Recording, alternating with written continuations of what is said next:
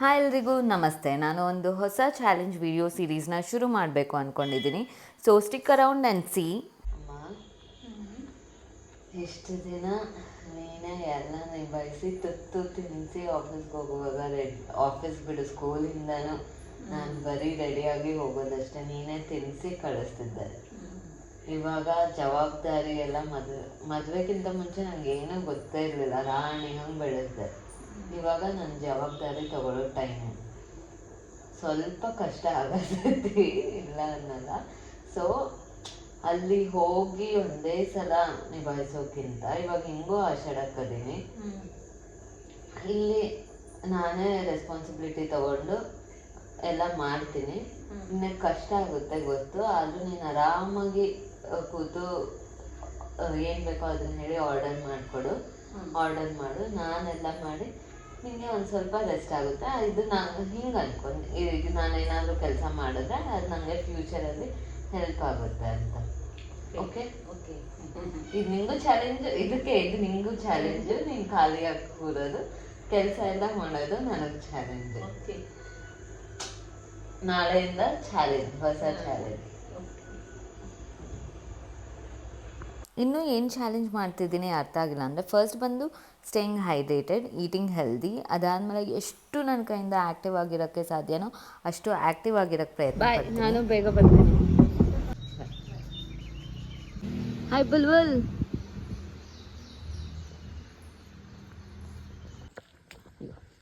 ನನ್ನ ಚಪ್ಪಲಿ ಸರಿ ಹೋಗ್ತಿಲ್ಲ, ನಾಳೆಯಿಂದ ಶೂಸ್ ಹಾಕ್ಕೊಬರ್ತೀನಿ. ಇವಾಗ ಮನೆಗೆ ಹೋಗಿ ಬೇರೆ ಎಕ್ಸಸೈಸ್ ಮಾಡೋಣ. ಪತ್ತು ನಾನು ಮನೆಗೆ ಹೋಗ್ತೀನಿ, ಬಾಯ್. ನನಗೆ ಈ ಚಪ್ಪಲಿ ಸರಿ ಹೋಗ್ತಿಲ್ಲ, ಶೂಸ್ ಹುಡುಕಿ ನಾಳೆಯಿಂದ ಶೂಸ್ ಹಾಕ್ಕೋತೀನಿ. ಇವಾಗ ಬೇರೆದೇನಾದರೂ ಮಾಡ್ಕೋತೀನಿ ಎಕ್ಸಸೈಸ್. ಬೇಡ, ನಾನು ಹೋಗ್ತೀನಿ.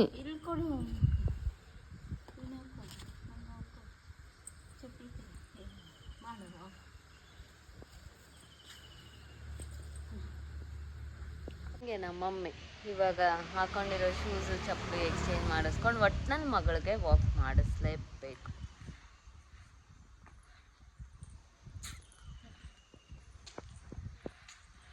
ಶೂಸ್ ಎಕ್ಸ್ಚೇಂಜ್ ಆಯಿತು, ಇವಾಗ will have to go.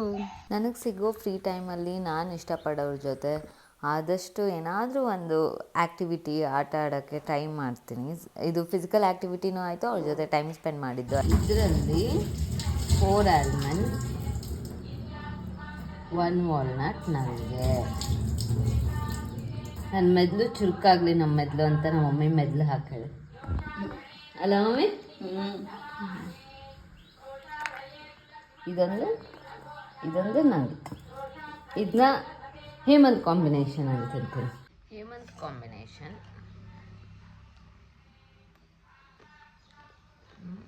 ರಮ್ಮೆ ಉತ್ತದೆ. Okay, ನಾನು ಇದನ್ನ ಮುಗಿಸಿ ನೆಕ್ಸ್ಟು ಬ್ರೇಕ್ಫಾಸ್ಟಿಗೆ ರೆಡಿ ಮಾಡುವಾಗ ಮೀಟ್ ಆಗ್ತೀನಿ. ನಮ್ಮ ಮನೆ ಅಲಾರಾಮ್ ಸ್ನಾನಕ್ಕೆ ಹೋಗು ಅಂತಿದೆ. ಏನ್ರಿ ಅಲಾರಾಮ್? ಇನ್ನ ಇಲ್ಲ.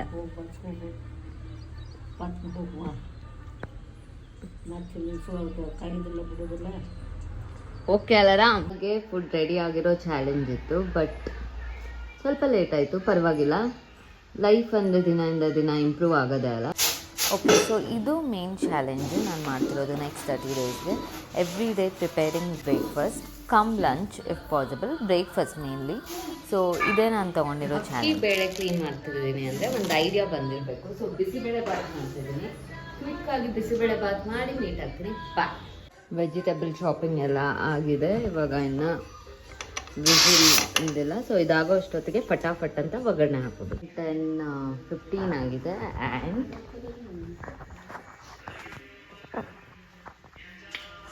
Ton bisibele bath ready.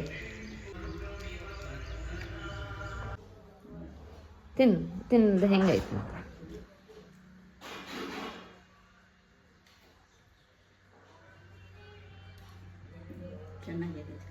ಚೆನ್ನಾಗಾಗೈತಾ? ಹಿಂಗೆ ಸೂಪರ್ ಮಾಡಿ ನೀನು. ನನ್ನ ಚಾನ್ಸ್ ಸಿಕ್ಕಾಗ ಒಂದು ಹೊಸ ವಿದ್ಯೆ ಕಲಿಬೇಕು ಅಂದ್ಕೊಂಡಿದ್ದೀನಿ. ನೋಡಮ್ಮ, ಇದಕ್ಕೆ 2 ಗಂಟೆ ಹಾಕ್ಬೇಕಾ? ಮೊದಲನೇದು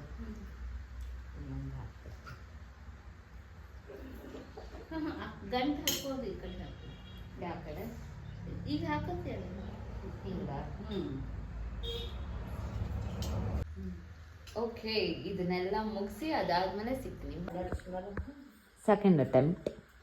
ಇದು ನನ್ನ ಜಂಗ್ ಹೋಗುತ್ತೆ.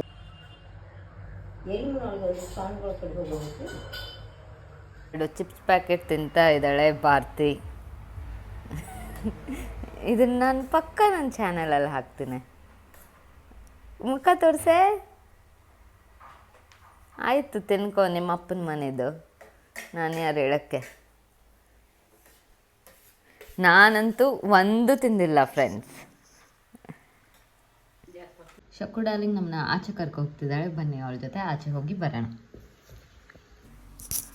ಎಷ್ಟೇ ಕಾಲು ನೋವಿದ್ರು ಏನೇ ಇದು ಅವ್ರ ಕೆಲಸ ಅವರೇ ಮಾಡಬೇಕು ಅಂತ ಹೇಳಿ ನಮ್ಮ ಅಜ್ಜಿಗೆ ಹಠ. ಫುಲ್ಲು ಆ್ಯಕ್ಟಿವ್ ಆಗಿರ್ತಾರೆ. ಮಧ್ಯಾಹ್ನ ಹೊತ್ತು ಮಲಗಲ್ಲ, ಏನಾದರೂ ಒಂದು ಕೆಲಸ ಮಾಡ್ತಾನೆ ಇರ್ತಾರೆ.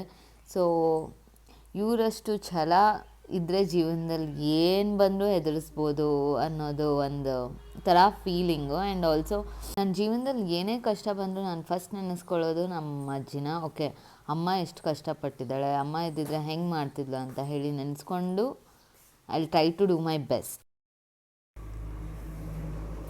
ಆಚೆ ವೆದರ್ ಒಂಥರ ಕಣ್ಣ ಮುಚ್ಚಳೆ ಆಟ ಆಡ್ತಿತ್ತು. ಬಿಸಿಲಿರ್ತಿತ್ತು, ಸಡನ್ನಾಗಿ ಮೋಡ ಮಳೆ, ಒಂಥರ ಚೆನ್ನಾಗಿತ್ತು ವೆದರು.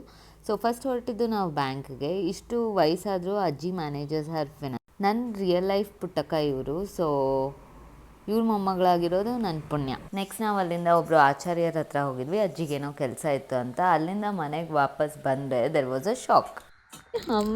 ಅದೇನದ ಹಮೈ ಮ್ಯಾವ್ ಮ್ಯಾವ್ ನೋಡ್ದಿ, ಮನೆ ಕಾಯೆಲ್ಲ ಬೌ ಅನ್ನಲ್ಲ ಅನ್ನತ್ತಿದ್ದೆ. ನಾವೇ ಅದೀವೋ. ಹಾ ಮಮ್ಮಿ ರೊಟ್ಟಿ ಹಾಕಿದಕ್ಕೆ ಇರ್ಲಿ. ಮಮ್ಮಿ ಬಂತಮ್ಮ. ಸೊ ಸ್ಟೋರಿ ಏನಂದರೆ, ಈ ನಾಯಿ ಬೆಳಗ್ಗೆಯಿಂದನೂ ಅಂಗಳದಲ್ಲಿ ಬರೋಕ್ಕೆ ತುಂಬ ಟ್ರೈ ಮಾಡ್ತಿತ್ತು. ಅಮ್ಮ ಎಷ್ಟೇ ಓಡ್ಸೋಕ್ಕೆ ಟ್ರೈ ಮಾಡಿದ್ರೂ ಹೋಗ್ತಿರ್ಲಿಲ್ಲ.